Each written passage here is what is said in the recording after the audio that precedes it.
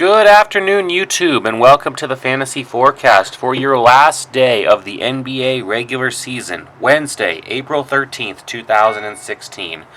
Let's go ahead and get right into optimal lineups. You guys know it's been some crazy days. The optimals from yesterday were pulling around 260, 270, even with the shortages. They were enough to pull in some cash lines, but again, nothing to write home about, which is why we're just going to move on and get on to today. It's a massive 14-game slate, guys. You have so many teams that are resting players. It's ridiculous the kind of value you can pick up today. The Spurs are basically resting everybody. The Clippers are basically resting everybody. It's just, the list goes on and on and on. If I just wanted to look through and notifications and just see. Let's just see who else is out tonight. Mavericks got Barea and Harris out, so there's going to be Mavericks value even though they're playing against the Spurs, but all of the Spurs, it's the whole second string. You got Wall and Beal out for the Wizards, which is, brings up value there. All of the Raptors are out tonight, basically. All of the first string, that is. Even the Bulls have value, with Dunleavy out and Butler in limited minutes. Batum out tonight for the Hornets. Basically, all of Cleveland is sitting tonight. King James, Irving, Love, all of them. I mentioned the Clips. It's just horrible everywhere. There's not many teams that have left to play for. Okay, so let's get into the optimal lineups for today then, right? Okay, your first optimal is Roto Grinders. Roto Grinders is projecting us here at 325 points. We got Steph Curry at 51. Steph does have something to play for. He wants that title. He wants the home game record. It's only one game. If he gets this game, his 2015-2016 Golden State Warriors take down the Bulls as the most winningest team in NBA history. Yeah, he wants it. Him and Draymond Green, I love them both. But they've got Steph Curry in theirs, and they got Dellavedova to get the value out of Cleveland sitting everyone. Dellavedova is going to get his points tonight, no question. Cleveland's sitting all their starters. At shot guard, they got Harden and Hood. Harden's the last big name left that has anything to play for. They're projecting him at 57 points. It's really expensive to pay for. But if he pays 57 points, and that's right about 5.5 times value, which is where they're projecting the lineup. It's a good place to park the money. Shot guard, you got Rodney Hood. He's in a nice spot tonight, no question. I mean, Utah is already it's basically going to be up to him and Haywood, and they're going to be fighting for a playoff spot if Houston loses today. But they're already going to know. So it makes it kind of tough to take, Utah players that really might not give a shit anymore, to be quite honest. But, it's going to be a real question mark because 8 o'clock, 9 o'clock, 10 o'clock, 10:30, if it was going to overtime or anything like that, Utah would have to at least start out well. But they're going to know whether they're going to be playing their asses off, and in which case Hood and Hayward should go nuts against the Lakers, or whether they're just going to have a somewhat slow game. They're probably going to be named the starters, but they may see less time on the bench as a result because I don't see a reason Utah will hurt their main shooting star players against the Lakers if there's no reason for them to do so, especially on Lakers' home court. It's going to be Kobe Bryant's last night. It's going to be the Kobe show. So going on from there. And I love Kobe in the shot guard tonight, just on another side note. Okay, so at the small forward on their optimals, they have Hayward and Covington. The power forward, they've got Noel and Lauer, and then the center, they've got Nurkic.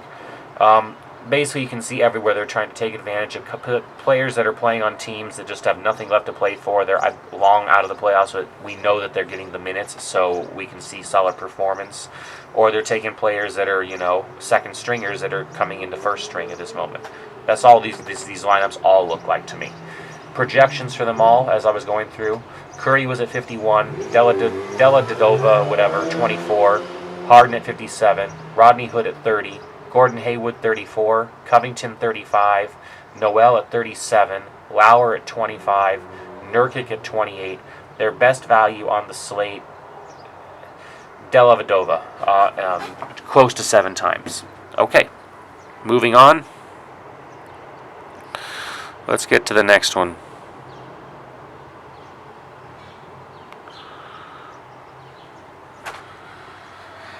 We got for Roto Wire today, and they're projecting this lineup at 335. Steph Curry, only projecting at 44 points for them with 35 minutes. I believe the 44 points more. I don't think he's going to need to put up much against Memphis today to really secure that record. Could be wrong. I don't know. Ish Smith. All these guys, by the way, they're projecting right around 35 minutes. I'm going to skip the minute projections today. Only at the very end, Portis is only projecting for 30, and Boban is only projecting for 31 minutes. Everyone else is within 2 points of 35 minutes. Okay, so projected points. We got Curry and Smith. Curry projected at 44. Smith projected at 35. We have Harden and Powell in the shot guard. Harden projecting at 47. I think that's more likely. Powell projecting at 29. That's a great value. Hayward and Mirotic in small forward. Hayward projecting at 35. Mirotic projecting at 36. That's a wonderful value. Favors and Portis in the power forward. Favors projecting at 36. That's all right. Portis projecting at 30. That's insane at 4 times value. And Boban. They're projecting him at 31 minutes. It's a low-scoring game, but he's being projected for 42 fantasy points, which would be more than 10 times value. That could be an error on their part, and Bowman's never really done that, but Bowman's never really seen the minutes he's going to see tonight. So, and it's against Dallas, a team that loves to give up boards, and he's a big guy, so they could be right on the money with that. I think Boban is the surprise center pick of the day, super cheap, even below Aldridge, which I think a lot of people are going to be on as well, and I have no problem with anyone taking. But personally, I'll be on Boban myself. Okay, so that was RotoWire, and again, these were projected at 335, and I gave you their point projections.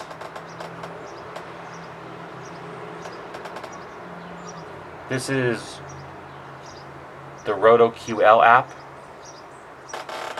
and I have Curry and Frazier at the point guard positions. I have Middleton and Hill in the shot guard positions. They're projecting this at 331, by the way, and the numbers are about the same. We have Ariza and Bazemore in the small forward positions. We have Millsap and Morris at the power forward positions. If Morris comes back tonight, he looks really strong. And we have Mason Plumlee at the center. And I'll go ahead and I'll go through what those projections were real fast, just so you guys know. I don't have a problem with giving them to you guys. It doesn't matter to me, really. I mean, who cares? It's just, it's free data, right? If you want it, it's all yours. All right, let's see. Curry was projecting at 52. Frazier's projecting at 36. Middleton's projecting at 38. Hill's projecting at 23. Ariza's projecting at 33. Bazemore's projecting at 35, even though he's cheaper. Millsap projecting at 49. Markieff Morris is projecting at 31. And Plumlee's projecting at 34. That's a pretty nice center at 34 if that's price. Total lineup projects at 332. And that's the RotoQL app for today. All of them are pretty high for today with all the value out there, which I don't normally find it to be a common situation among these providers. And that's just between me and you. This one I really like today, guys. It was very similar to my own lineup that I was about to show you guys. I would consider running this myself. It's just I kind of like Boban a little more, but this is a really pretty lineup. This is Daily Fantasy Cafe. They're projecting it at 336. We got Steph Curry and Lillard in the point guard positions. Curry's projecting at 47. Lillard's projecting at 38. We got Kobe and Harden in the shot guard positions. Kobe's projecting at 38, which I kind of agree with. Harden projecting at 52. That's probably right around line. I think he's around 50 tonight. We got Ennis projecting at 29. Wonderful value there. And Mirotic projecting at 31, taking advantage of some of that Bulls value. And then at the power forward, we got Ilyasova and Len. Ilyasova's projecting at 25, which is a little over 6 times value, and Len is projecting at 33, which is about 5.5 times value. Their big thing is Cole Aldridge. I mean, they're putting him way above. I mean, they're projecting Cole at 43 points a day for his 5,000, which is more than 8 times value, and that's just insane. So, I mean, Cole Aldridge, like I was saying, I won't begrudge anyone for taking him. And like I said, I really love this lineup. I think Kobe's going to have all the time in the world tonight. If you do like Harden for sure and can't ever fade him, because my lineup coming up that I'm going to recommend, I'm going to fade him because most people are going to have him. And I just think that, you know, if he only gives you his 45 points, they really just need to get through a depleted sack team. I mean, they might even rest Harden a little bit if Houston ends up 20 in the fourth quarter. They just might be able to. So I'm a little worried about him getting 60 points today, like most people, or 50-ish seems more likely because he's a 45 to 55 ranger. But I'm worried about that 45 part and spending that kind of money on 45 points. But anyways, other than that, I love this lineup. And that was Daily Fantasy Cafe. Let's get on to Fantasy Pros, and then we're going to do my optimal. And then I'm going to let you guys go for today for the last NBA day, and we'll do results tomorrow just so we can review stuff and how things went, and that's about all we can really do with NBA for this season until we get to playoffs. We'll have a 2 or 3 day break. Okay, Fantasy Pros is projecting this lineup at 310. We have Curry and Lillard at the point guard. Curry projecting at 48, Lillard projecting at 40. Thornton and Simmons at the shot guards. Simmons is projecting at 23, and Thornton is projecting at 26. At the small forward, we have George and James. We don't, actually. You know what? This was all screwed up. King James was sitting. I had to redo their whole lineup at the last second. Sorry, guys. We have George and Wiggins. George is projecting at 39, and Wiggins is projecting at 29. At the power forward, we have Draymond Green and Ferried. Ferried is still game time decision. You still have to watch him. Just crazy with this. Green is at 39, and Ferried's at 26.